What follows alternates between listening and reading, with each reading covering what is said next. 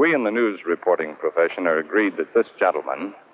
How are you, Ed? Fine, Mr. Roberts. How are you? Fine. Come on down here. This gentleman is one of the great reporters in the South.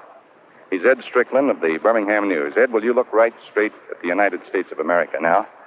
While I ask you some questions about the job of reporting that you have done on the Phenix City story. When did you first become interested in the situation in Phenix City? How long ago? About 1950, Clete. I first went to Phenix City and began making some investigation for my paper from time to time and later for another organization. I want you to tell not me, but tell those people right there. You look at them while you talk to them, will you? Because I want them to have a good look at a great reporter. How many months did you spend, or years did you spend on the story? On the story of the Patterson murder, of course, it began on June 18th of 1954.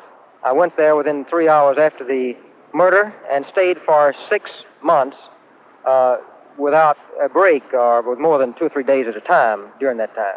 Do you mind telling us about the wonderful news break from the point of view of a reporter that you got on the news of Mr. Patterson's murder? I did have a wonderful news break in that I happened to be trying to reach Mr. Patterson by long-distance telephone at the time of the shooting and got the word immediately from the operator in Columbus, Georgia, that Mr. Patterson had been killed. A few moments later, with my photographer, I was on the way down there. Ed, do you think that the story about conditions that existed in Phenix City has been exaggerated in any way? It has not been exaggerated. It could not be exaggerated. From my knowledge of the things that went on there prior to the shooting and sometime thereafter, it would be impossible to exaggerate, I would believe. Well, now, you've put this all down in a book, have you not? Yes, I have. Gene Wirtzman of the Birmingham Post-Herald and myself have collaborated in writing a book on Phenix City.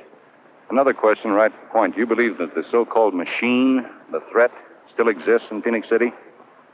I'm sorry to say that it does. It will be sometime, apparently, before it will be completely eradicated. There is evidence that it is trying to come back.